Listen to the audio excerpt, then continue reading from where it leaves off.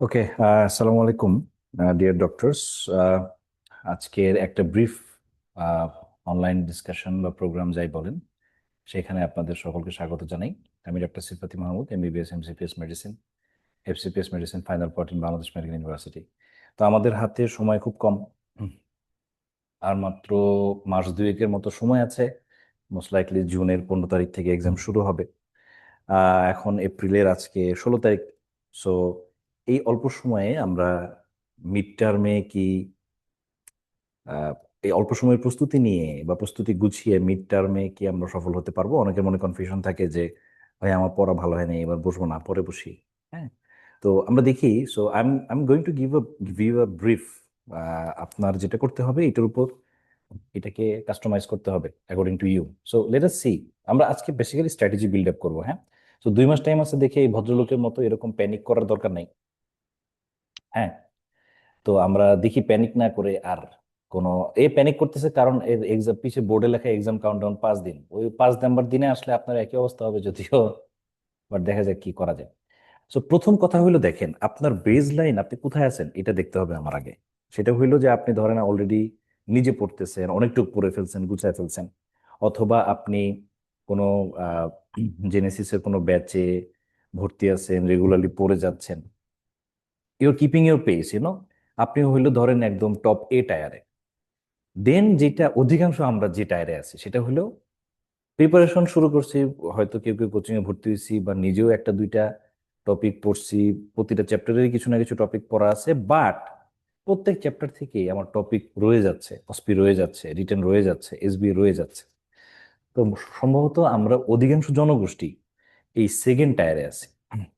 And third টায়ারেও কেউ কেউ আমরা আছি, হইতে পারে অন্য কারণে ব্যস্ত ছিলাম অথবা কেয়ার করি নাই।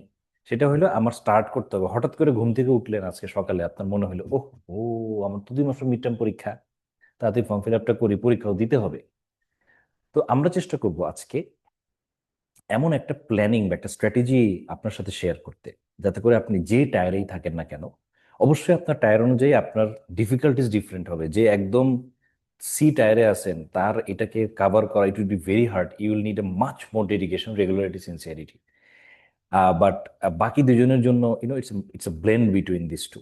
ইউনো সো আমরা কি করবো, আমরা একটা স্ট্র্যাটেজি ডেভেলপ করার চেষ্টা করবো। স্ট্র্যাটেজি আমরা কেমনে ডেভেলপ করি? আমরা ফিল্ডে যাই, ফিল্ডের প্রবলেমগুলো দেখি, অ্যানালিসিস করি, সেখান থেকে আমরা কোশ্চেন বের করি। So what we have as our tool kit আমাদের পরীক্ষা অ্যাপেয়ার করার জন্য, অ্যাজ ইউ নো, যে আমাদের হচ্ছে ডেভিডসনের 24th এডিশনটা আমাদের জন্য একেবারে মাস্ট।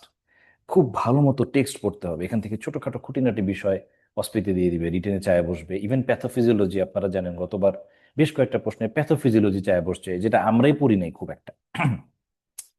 দেন ক্লিনিক্যাল একটা পার্ট থাকে অস্কির জন্য, that's why you need Macleod's clinical examination 15th addition.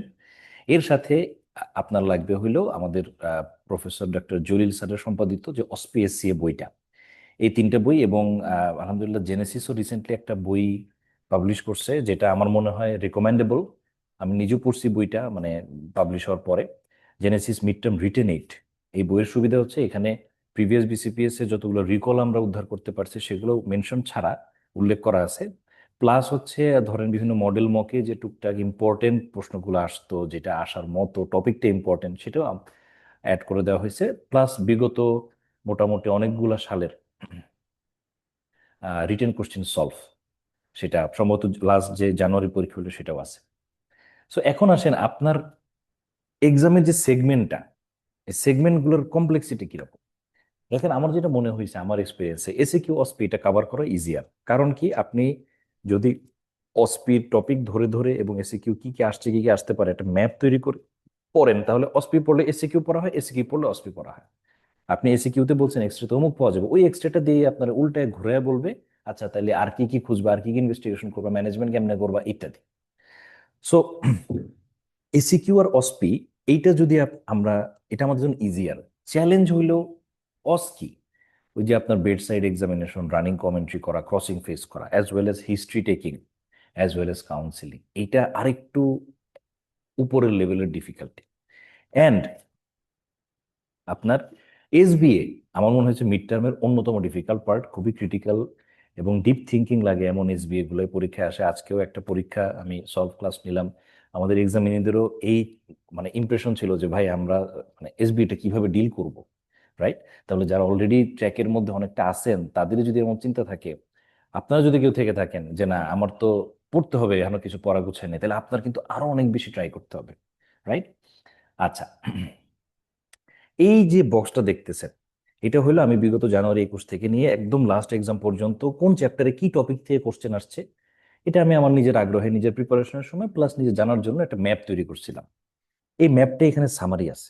This is very important for আজকে টোটাল অনলাইন সেশনের সবচেয়ে ইম্পর্টেন্ট রিসোর্স যদি আপনি বাসায় নিয়ে যেতে চান, এটা হচ্ছে এই স্লাইডটা।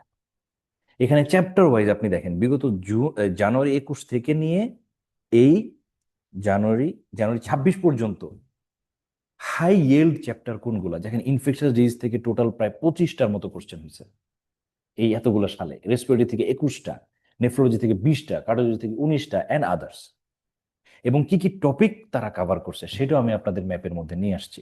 তাহলে আপনার কাজ কি, এরকম আপনি এই ম্যাপটা আপনি কালেক্ট করলেন এবং আপনি নিশ্চিত থাকেন আপনার রিটেনের যে প্রশ্ন হবে তার প্রায় 60 ভাগ এগুলোই হবে, এই এই টপিক ঘুরে ফিরে হবে। বাকি 40 ভাগ নতুন যেগুলো এখনো আসে নাই, আমরা ক্লাস টেস্টে আপনাদের দিই, মডেল টেস্টে রিভিউতে আপনাদের দিয়ে প্র্যাকটিস করাই, সেগুলো নতুন জায়গা করে নিবে। So these are the high yield chapters, high yield topics যেটা আপনার পরীক্ষায় আসবে। আরো কিছু ছোটখাটো চ্যাপ্টার আছে যেগুলো থেকে খুবই অল্প অল্প করে কোশ্চেন আসছে। হ্যাঁ, আচ্ছা, by the way clinical immunology থেকে ঠিক আছে, অ্যানোফাইলেক্সিস আসলে এখন অ্যাকিউট মেডিসিনে চলে গেছে, তো ওইটাও আমার মনে হয় যে একটু আপনার মাথায় রাখতে হবে, এখানে আলাদা করে আসে নাই, ঠিক আছে সমস্যা নেই। অ্যাকিউট মেডিসিন থেকে অ্যানাফাইলেক্সিস আসছে, এজিং থেকে আসছে তো কোশ্চেন, বাট এগুলো খুব ছোট ছোট চ্যাপ্টার। কিন্তু বাকিগুলা আপনার মনে রাখতে হবে, এই যে টোটাল ম্যাপ, এর ভিতরে এসবি, এর ভিতরে এসিকিউ, এর ভিতরে অসপি, সবকিছু এটার মধ্যে আসবে মোস্টলি। এবং আই হোপ আই প্রে যে এইটা আপনি কাভার করতে পারলে এই 2 মাসে আপনার রিটেন অসপি উত্তরায় যেতে পারেন আপনি।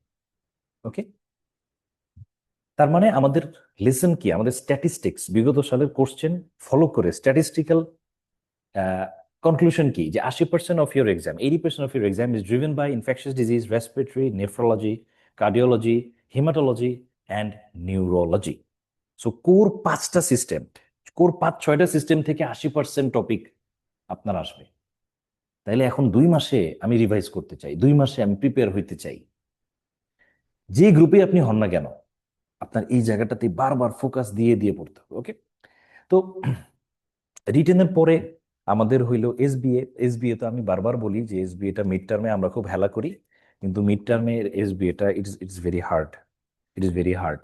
ইউনো, আপনার ডেভিডসনকে মেটিকুলাস ভাবে পড়তে হবে, স্টেপ বাই স্টেপ, ইনিশিয়াল, তারপরে কোনটা কনফার্মেটরির মধ্যে ইনিশিয়াল কোনটা, ফাইনাল কোনটা, কোনটা আমরা ইউজুয়ালি করি না, কোনটা ক্লিনিক্যাল দিয়েই হয়ে যায়, এই যে ছোটখাটো নিটিগ্রিটি আপনার এগুলো খেয়াল করতে হবে। চ্যালেঞ্জটা আরো বেড়ে যায় কারণ স্যাররা তার রিয়েল লাইফের এক্সপিরিয়েন্সকে এসবি আকারে দিয়ে দেয়, যেটা আমরা আজকে করছি, আজকের পরীক্ষাতে আমরা করছি।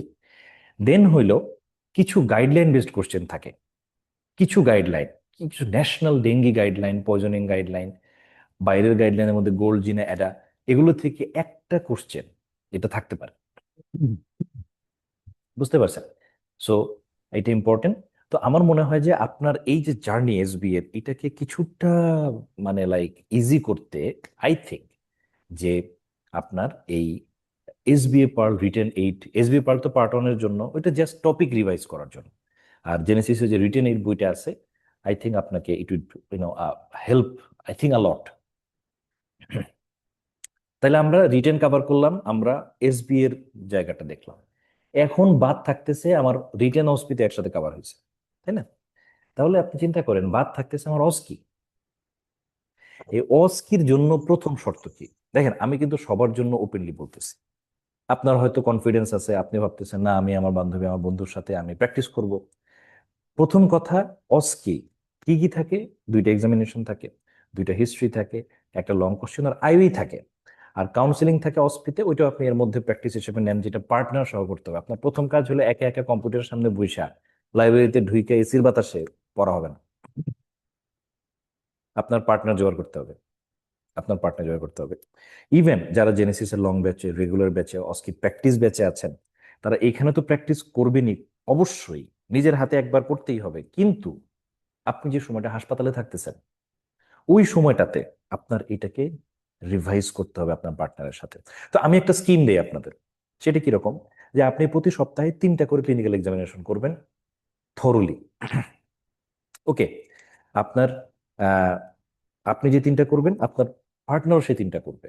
আপনারা নিজেরা দুজন বসে একটা লিস্ট বানান যে ম্যাকলিওডে এটা পড়ছি, চল আজকে 1 ঘন্টা বসে লিস্ট বানাবো। Respiratory system from front inspection এই পয়েন্ট, প্যালপেশন এই পয়েন্ট, পারকাশন এই পয়েন্ট, অস্কালেশন এই পয়েন্ট। ওইটা ফটোকপি করে দুইজনকে দিয়ে দেন। এরপরে আপনি এক্সামিনেশন করবেন, আপনার বন্ধু টিক দিবে, ক্রস দিবে, টিক দিবে, ক্রস দিবে, এটা হয়েছে, এটা এটা হয়েছে, এটা হয়নি। আচ্ছা, এরপরে দেখেন যে আমার হাতে আরো কি আছে, হিস্ট্রি টেকিং এবং কাউন্সেলিং আছে। এই জায়গাটা আসলে অনেক বড়। হ্যাঁ, আমরা মনে করি যে হিস্ট্রি তো প্রতিদিন নেই পারবো, রোগীরা তো বুঝাই পারবো না। ভাই আসলে এটা এটা একদম স্ট্রাকচার্ড ফরম্যাট আপনার লাগবে। আলহামদুলিল্লাহ জেনেসিসে যে অস্কি প্র্যাকটিস ব্যাচগুলো বলেন বা আমরা যখন রেগুলার ক্লাসে ডিসকাশন করি এগুলা, আমরা এটা ওই ফরম্যাট বলে দিই। আচ্ছা, সবাই কাইন্ডলি একটু মিউট করে ফেলেন। হ্যাঁ, যারা জয়েন করেছেন কাইন্ডলি একটু জয়েন করে একটু মিউট করে ফেলেন। আচ্ছা, আমার মনে হয় একটু অডিও ইন্টারফারেন্স হয়েছে। আমি লাস্ট থেকে আবার শুরু করি। যে আমরা সপ্তাহে আমার পার্টনারের সাথে জেনেসিসে যারা আমরা আছি, আমরা এখানে প্র্যাকটিস করব একদম হ্যান্ডস অন ডেমনস্ট্রেশন। আমরা আমরা নিজেরা প্র্যাকটিস করে আমি ওয়ার্ডে যাব। ওয়ার্ডে গিয়ে আমার রাউন্ডের ফাঁকে, আমার বেডের কাজের ফাঁকে আমি কি করব, আমি প্র্যাকটিস করব। আমরা বিভিন্ন মেডিকেল কলেজ যারা আছে, অনেক সময় দেখা যায় আমরা 1 দিন 2 দিন যাই না। তো ওই যে 1 দিন 2 দিন যাই না, প্রয়োজনে আপনি 2 দিনের 1 দিন যান, গিয়ে হাসপাতালে ওই রোগীর উপরে আপনি লাইভ এটা প্র্যাকটিস করেন। ঠিক আছে? উইকলি আমরা 4টা হিস্ট্রি, 4টা কাউন্সিলিং। এখন আপনি একাই 4টা পড়তে পারবেন না হয়তো, সমস্যা নেই, আপনার বন্ধুরে বলবেন তুই চেস্ট পেইন পর, কাফ পর। আপনি নিবেন অ্যাবডোমিনাল পেইন, অ্যাবডোমিনাল সোয়েলিং নিয়ে। রিসোর্স আমরা কি পেতে পারি, ডেভিডসন আছে, ম্যাকলিওড আছে টেক্সট বই হিসেবে। এর বাইরে আমাদের আব্দুল্লাহ স্যারের লং কেসের যে বইটা আছে ওখানে হিস্ট্রি আছে, জেনেসিসের একটা বই আছে হিস্ট্রি এবং কাউন্সেলিং এর। হ্যাঁ, তো এই কয়েকটা জায়গা আমার মনে হয় আপনাকে এই ইস্যুগুলো গুছাইতে হেল্প করবে। কাউন্সিলিং এর আমার মনে হয়েছে রিসোর্স আসলে কম। জেনেসিসের একটা রিসোর্স আছে, প্লাস আপনি যদি আরো ভালো কোনো রিসোর্স পান, যে হয়তো আপনি আজই যে খুঁজতে পারেন বা অন্য কোনো পাবলিকেশন বের করছে, সমস্যা নাই। আপনি জেনেসিসটাও পড়েন, অন্যদেরটাও পড়েন, কিন্তু আপনার করতে হবে প্র্যাকটিস। হ্যাঁ, তো আমাদের ওরিয়েন্টেড একটা প্রোগ্রামের সুবিধা কি হয়, আপনি একটা স্পেস পাবেন। আপনার ট্রেনে ট্রেনে সকলের ইয়েটা শেষ, রাউন্ডটা হয়েছে, দুপুরে একটু খাওয়া দাওয়া করলেন, ফ্রেশ হয়ে এখানে এসে আপনি প্র্যাকটিস ব্যাচের সাথে জুড়ে গেলেন, আপনি এই প্র্যাকটিসটা করতে থাকলেন। কিন্তু আমি বলবো যে আমাদের হাতে যেহেতু এখন সময় কম, আমরা হাসপাতালের টাইমটা এই 2 মাস ভাই আর কোনো কিছুতে কাজে লাগানো যাবে না। হাসপাতালের টাইমটা মোবাইল ফোনেও কাজে লাগানো যাবে না। হাসপাতালের টাইমটা আড্ডা মেরেও কাজে লাগানো যাবে না। ওই এসির মধ্যে বসে থেকে গপ্প মেরেও কাজে লাগানো যাবে না। আপনার হাসপাতালে যতক্ষণ আপনি ওয়ার্ডের রাউন্ডে থাকবেন না, বেডের কাজে থাকবেন না, ততক্ষণ ওই পুরো সময়টা আপনার আহ মিড টার্মের পিছিয়ে দিতে হবে। কারণ আপনারা তো জানেন যে মিড টার্মের পাশের হার সারপ্রাইজিংলি কম, 30 থেকে 40 35% পাশ করে। 10 জনে চার, মানে 10 জনে 3 জন পাশ করে, কি ভয়াবহ অবস্থা। কেন করি না আমরা পাস? আমার মনে হয় দায়টা আমাদের। কারণ আমি তো মিড টার্ম অনেক বছর ধরে ফলো করতেছি, আমার কাছে কখনো এটাকে আনস্ট্রাকচার্ড ইরাশনাল মনে হয় নাই। রাদার আমরা এটাকে গায়ে মানে হেলা করছি, ঠিক মতো পড়ি নাই, বা ভাবছি পারবো, ওভার কনফিডেন্ট হয়ে গেছি। হুম। তাই না? অথবা প্রিপারেশন নিয়েও sometimes luck may not favour, you know. তাহলে অস্কির এই জায়গাটার জন্য ক্লিনিক্যাল এক্সামিনেশন বলেন, হিস্ট্রি টেকিং বলেন, কাউন্সিলিং বলেন, আপনার অবশ্যই একজন পার্টনার দরকার হবে। তাহলে আমরা আমরা একটা একটা টাইম স্প্যান তৈরি করতে পারি কিনা, যে আমার ধরেন 1 মাসের ভিতরে আমি একটা সময় ম্যানেজ করি, যে ডেইলি আমি কি করব। আমি ধরেন মোটামুটি হাতে 3 থেকে 4 ঘন্টা, 4 ঘন্টার বেশি রাখতে পারলে ভালো হয়, মেজর চ্যাপ্টার ধরে ধরে রিটেন অস্পি করে ফেলবো। কোনগুলো পড়বো, যেটা আগে প্রশ্নে আসছে, কোনগুলো অস্পি পড়বো। আপনারা হয়তো অনেকে জানেন, আমি হচ্ছে যখন মিড টার্মে প্রস্তুতি নিছি, আমি জলিল স্যারের যে 3rd এডিশন, এটা প্রত্যেক চ্যাপ্টারে সাব হেডিং অনুযায়ী কি কি অস্পি আছে এটা আমি একটা নোট করছিলাম। আমি বিভিন্ন হোয়াটসঅ্যাপ গ্রুপে এটা ফ্রি দিয়ে দিছি। আপনার কাছে যদি সেই পিডিএফটা থাকে, আপনি ওইখানেও টপিকগুলো পেয়ে যাবেন। যে হ্যাঁ, তাহলে আমি রেসপি যদি পড়ি আজকে, নিউমোনিয়া, টিবি, মানে ইনফিল্ট্রেটিভ লাং ডিজিজ, আর হচ্ছে ভাস্কুলার ডিজিজ, 4টা আজকে পড়বো। আচ্ছা, অস্পি এই আসে। আপনি মজার বিষয়, ওখানে অস্পি গুলো আপনি পড়লে দেখবেন রিটেন করা হয়ে গেছে। তো দিনে আপনার মিনিমাম 4 থেকে 6 ঘন্টা ভাই আপনাকে দিতে হবে। এবং আপনি ভাইবেন না যে আপনারা যারা বিভিন্ন, আপনি যে প্রস্তুতি নিয়ে ফেলছেন বেশ কিছু, আপনি জেনেসিসের সাথে রেগুলার থাকতেছেন, আপনার এই সময় লাগবে না, নো, এই সময় আপনার লাগবে। এই 2 মাস প্যারা, 2 মাসটা আপনি দাঁতে দাঁত কামড়ায় কাটায় যান। এরপরে মিড টার্ম পাস করে একদম কাচ্চি বিরিয়ানি খেয়ে পরের স্টেপ পরে দেখা যাবে। আচ্ছা, এটা গেল আমার এসবিএসসি কিউ। আমাদের মানে ডিফিকাল্টি কই ছিল?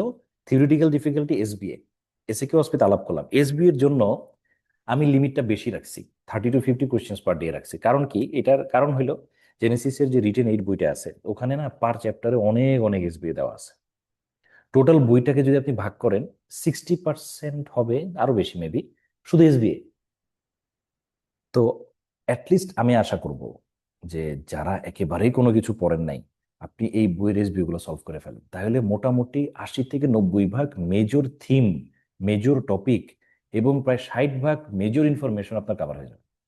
বাইরে আমি এগুলো বানাই বলতেছি, এস্টিমেট গুলা আমার এক্সপিরিয়েন্স থেকে বলতেছি। I don't have any that much necessary statistical data, but আমরা কোশ্চেন সিলেক্ট করি ওইভাবে যাতে আপনার এই পরিমাণ কভার হয়ে যায়। দেন আমার উইকলি আমার কাজ থাকতেছে কি, আমি আমায় নির্জনে নিরালায় বসে তো এসবিএ এসে কিউ অসপি পড়তেছি।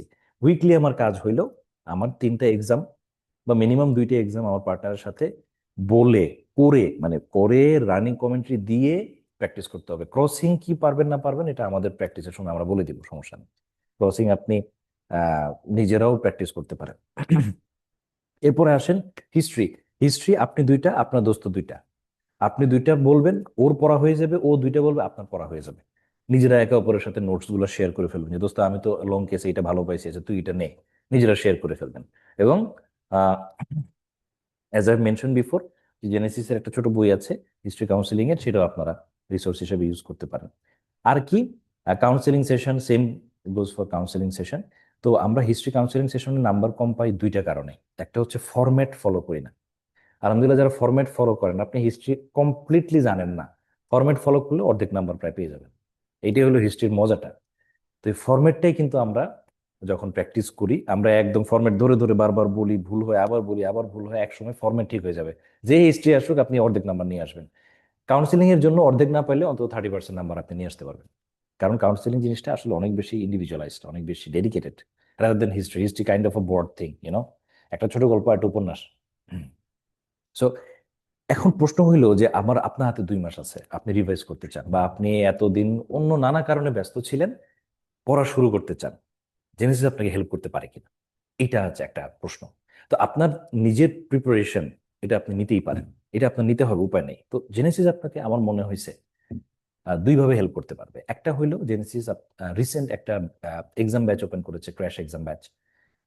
এবং আরেকটা অস্কি প্র্যাকটিস ব্যাচ, এটা যদিও 1 এপ্রিল থেকে চলতেছে, আমি তাও এটাকে ইনক্লুড করছি।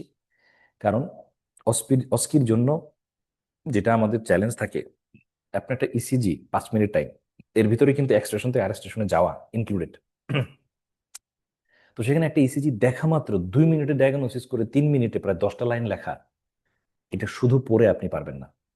অসপি একটা কন্ট্রোল ইনভায়রনমেন্টে আপনার প্র্যাকটিস করতে হবে। কন্ট্রোল ইনভায়রনমেন্ট, যেমন জেনেছে যেখানে রুমগুলোকে ভাগ করে ফেলা হয়, চেয়ার টেবিল দিয়ে দেওয়া হয়, ওখানে ছবিগুলো দিয়ে দেওয়া হয়, ঘন্টা বাজানো হয়, এই যে কন্ট্রোল টাইম, এর মধ্যে আপনার লেখা প্র্যাকটিস করতে হবে। আমরা ম্যাক্সিমাম দেখছি অস্কিতে বা অস্পিতে বিশেষ করে খারাপ হওয়ার মূল কারণ 2টা: রোল নাম্বার লেখা না, আর একটা হইলো সময় পায় না সবগুলা লেখা, ভুলে তো আমরা যাই। এর উপর তো আর মরার উপর খাড়ার ঘা আছে। So you will be happy to know যে আমাদের এই যে 18 তারিখ ওরিয়েন্টেশন প্রোগ্রাম হবে, 20 এপ্রিল থেকে কিন্তু এই ক্র্যাশ যে এক্সাম ব্যাচ, যারা নিজেরা প্রস্তুতি নিচ্ছেন, নিজেরা পড়তে চাচ্ছেন, তারাও কিন্তু এইখানে পরীক্ষা দিয়ে তাহলে প্রশ্নটা কেমন আসে, কোন টপিকটা ইম্পর্টেন্ট, সলভে কিন্তু মেন্টর অনেকগুলো ডিরেকশন আপনাকে দিয়ে দিবে প্রতিটা ক্লাসের। এই জায়গাগুলো আপনি সুযোগ নিতে পারেন। টোটাল আপনার 12টা এক্সাম হবে, টোটাল সিলেবাসের উপরে মডেল টেস্ট হবে, মক টেস্ট হবে, হ্যাঁ। এর সাথে আপনি সবগুলোর সলভ ক্লাস পাবেন, প্রায় 24টা টোটাল সেশন। আপনার রিটেন এর যে বার্ডেন, এবং আপনি জানেন কিনা যে প্রতিটা পরীক্ষার সাথে কিন্তু অসপি থাকে, প্রত্যেক সেগমেন্ট পরীক্ষার সাথে অসপি থাকে। এটা আপনাকে কিন্তু ইনশাল্লাহ অনেক হেল্প করবে। আরেকটা ব্যাচ যেটা আমি মনে করি যে জেনেসিসের একটা আম, খুবই টাইম ডিমান্ডিং আয়োজন, আমি বলবো it's very good, OSCE practice batch. সেটা কি, একদম হাতে ধরে আপনার সার্টেন টপিক পড়ে আসবেন, এখানে এসে একদম কন্ট্রোল ইনভায়রনমেন্টে আপনি প্র্যাকটিস করবেন। ওই যে রাশ, ওই যে অ্যাড্রিনালিন, এটা ফিল করে আপনাকে, আপনারা জানেন তো সিম্প্যাথেটিক ওভারড্রাইভ যখন হয় আমরা কিন্তু ভুলে যাই। ওর ভিতরে গিয়ে আপনি টপিক, একটা ছবি দেখলেন, একটা এক্সরে দেখলেন, একটা ইনস্ট্রুমেন্ট আপনি পাচ্ছেন, একটা পেশেন্টকে কাউন্সিলিং করা লাগতেছে, এক্সামিনেশন করতেছেন, এই টোটাল জার্নিটা হাতে কলমে আপনি পড়ে এসে, আমরা তো ক্লাস এখানে নেওয়াই হয়, এর অন টপ অফ দ্যাট পড়ে এসে আপনি প্র্যাকটিস করবেন। তো যদিও অস্ট্রি প্র্যাকটিস ব্যাচটা আসলে শুরু হয়েছে 1 এপ্রিল থেকে, তাও আমি মনে করি ইটস নেভার টু লেট। এখানে 7টা শর্ট কেস ডেমো এবং প্র্যাকটিস দেখানো হবে আপনাকে, এবং বিভিন্ন ইমেজিং এর ক্লাস থাকবে, অস্ট্রি প্র্যাকটিস সেশন থাকবে। হ্যাঁ, এরপরে হচ্ছে ম্যাজিক্যাল সেশন, যেটা আসলে খুবই, মানে খুবই লাইভলি একটা সেশন। একদম আপনার পার্টনার সহ আপনি বসে বসে সবগুলা হিস্ট্রি, সবগুলা কাউন্সিলিং একদিনে আপনি প্র্যাকটিস করবেন। এর পাশাপাশি আপনার ফিডব্যাক ক্লাস, হ্যাঁ, এগুলো থাকবে, কাউন্সিলিংও থাকবে। তো আমার মনে হয় যে যারা আমরা 2 মাসের প্রিপারেশন নিতে চাচ্ছি, বিশেষ করে যারা একদম বিগিনার, তাদের জন্য আমি ঘরে বসে আপনি কিভাবে এই টোটাল প্রিপারেশনটা নিবেন, আমার এক্সপিরিয়েন্স থেকে আমি আপনাকে একটা ম্যাপ দিলাম ঠিকই, কিন্তু আপনি যদি স্ট্যান্ডার্ড প্র্যাকটিসের এগেনস্টে লেখার চর্চা না করেন, আপনার টাইম ম্যানেজমেন্ট হবে না। এবং অস্পিটাকে একটা কন্ট্রোল এনভায়রনমেন্টে আপনি মাথায় চাপ নিয়ে লেখার প্র্যাকটিস যদি না করেন, তাহলে কিন্তু আপনি হাজার পড়েও আহ, পরীক্ষার হলে গিয়ে ব্লান্ডার করবেন, YONO.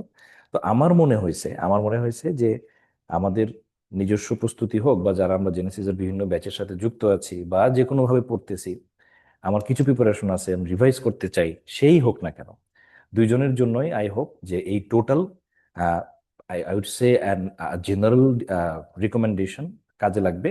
But practice, practice and practice, এটা ছাড়া আপনার পড়াকে বই থেকে, মেমোরি থেকে প্র্যাকটিক্যালি ফিল্ডে আনার আর কোনো উপায় নাই।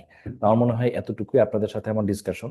তো অনলাইনে অনেকে যুক্ত আছেন, আহ কেউ যদি কোনো প্রশ্ন করতে চান এই রিলেটেড, আমরা অল্প সময়ে প্রশ্ন নিতে পারি।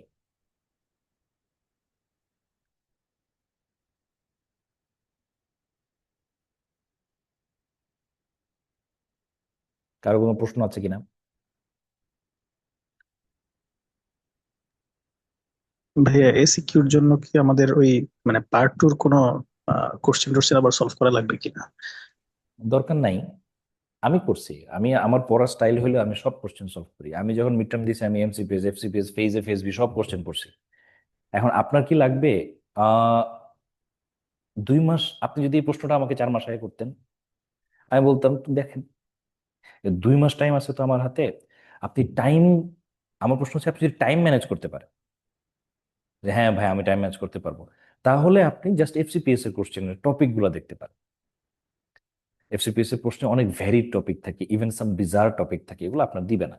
যেমন আমি একটা এক্সাম্পল দিই, আমি এফসিপিএস থেকে হুবহু কোশ্চেন কমন পাইছি জানুয়ারি 24-এ, হুবহু। ওইটা কি ছিল? অ্যারিথমিয়ার কোশ্চেন ছিল, এসবিটির উপরে। তো এরকম কোশ্চেন হইলে সেটা আসতে পারে। বাট আপনি প্র্যাকটিস করতে চান যে না ভাই আমি তো পড়তেছি, আমার মনে হয় একটু কনফিডেন্স বাড়ানো দরকার, আমি ওটা দেখে প্র্যাকটিস করি, ইউ ক্যান। বাট আমার মনে হয় এটা জেনারেল অ্যাডভাইস দেওয়া যাবে না। এটা খুবই ইন্ডিভিজুয়ালাইজড এবং খুব হাইলি এনথুজিয়াস্টিকদের আমি দিব, সবাইকে দিব না। হুম।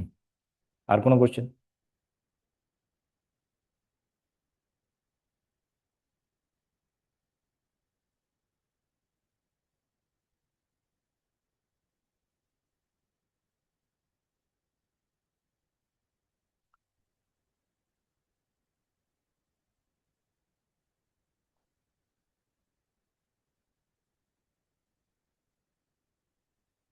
ওকে, ঠিক আছে। যদি আপনাদের আর কারো কিছু জানার না থাকে, আমার মনে হয় আমরা আমাদের আলোচনা শেষ করতে পারি। আই হোপ যে এই জেনারেল ডিসকাশনটা আপনার উপকারে আসবে। But you have to like tailor this to your own need.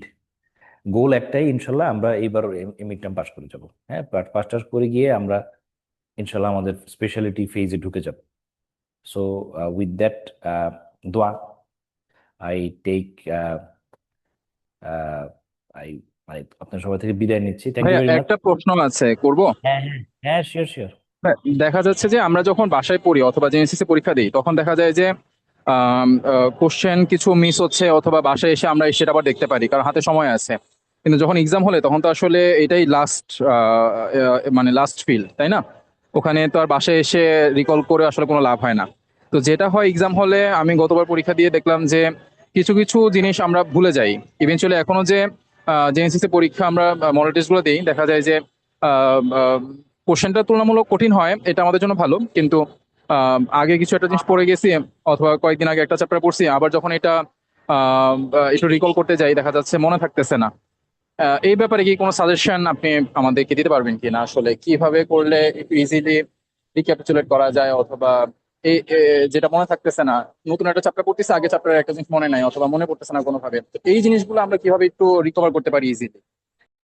আচ্ছা, এটা তো ইউনিভার্সাল প্রবলেম, ছোটবেলা থেকে আমরা এই প্রবলেম ফেস করতেছি। এইটার জন্য I don't think there is any other way than practice, you know. তো যেমন আমি আমি তো এমসিপিএস এর যখন প্রথমবার ভাইবা বসি, আই আই আমি জাস্ট এমনি গেছি, আমার মনে হচ্ছিল যাই একটু দেখি কেমন হয় এক্সিট পরীক্ষা, স্পেশালিস্ট হওয়ার পরীক্ষা। তো আমি গিয়ে দেখতেছি যে আমি অনেক কোশ্চেন উত্তর পারি না। তখন আমার মনে হয়েছে যে আসলে আই হ্যাভ টু প্র্যাকটিস ইট মোর।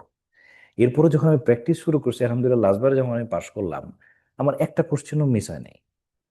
তাহলে এটা আসলো কিভাবে? সেটা হইলো আপনার একটা পার্টিকুলার টার্গেট থাকতে হবে, একটা গোল থাকতে হবে, একটা পার্টিকুলার ম্যাটেরিয়াল থাকতে হবে, যেটা আমাদের স্টাডি ম্যাটেরিয়াল আমি আপনার সাথে শেয়ার করছি রিটেন অসপিতে মূলত কোন জায়গা থেকে কোশ্চেন হয়, ওই জায়গাটা রিপিটেটিভলি রিভাইজ করতে হবে। আমি যেমন জাস্ট ক্লাসে বলতেছিলাম, সার্কোইডোসিস প্রশ্ন আসছে, ডায়াগনোসিস করছি, ইনভেস্টিগেশন লিখছি, ম্যানেজমেন্ট কিছু মনে নাই, খালি স্টেরয়েড মনে আছে। ম্যানেজমেন্ট তো আরো ছিল, তাই না?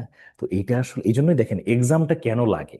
এক্সামটা হইলো আপনি যা আরামের মধ্যে পড়ছেন, এইটারে অ্যাড্রিনালিন রাশ দিয়ে ভুলাই দেওয়ার পরে যা মনে থাকে, ওইটার উপর নাম্বার দেওয়ার প্রসেস। এই জন্য I think there is no other way than practice. আমি জানি না, কেউ কারো যদি জানা থাকে, এখন তো অনেক পদ্ধতি বেরিয়েছে, কারো যদি জানা থাকে আমাদের সাথে শেয়ার করতে পারে।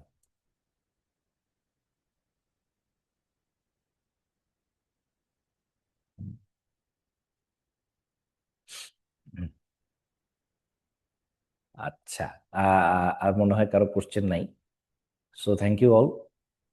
I hope the best for you in your upcoming exam. আমার জন্য দোয়া করবেন। আর যদি কোনো প্রশ্ন যেহেতু মনে হচ্ছে না আছে, আমরা ইনশাল্লাহ বিদায় নিই। Thank you. সালাম আলাইকুম।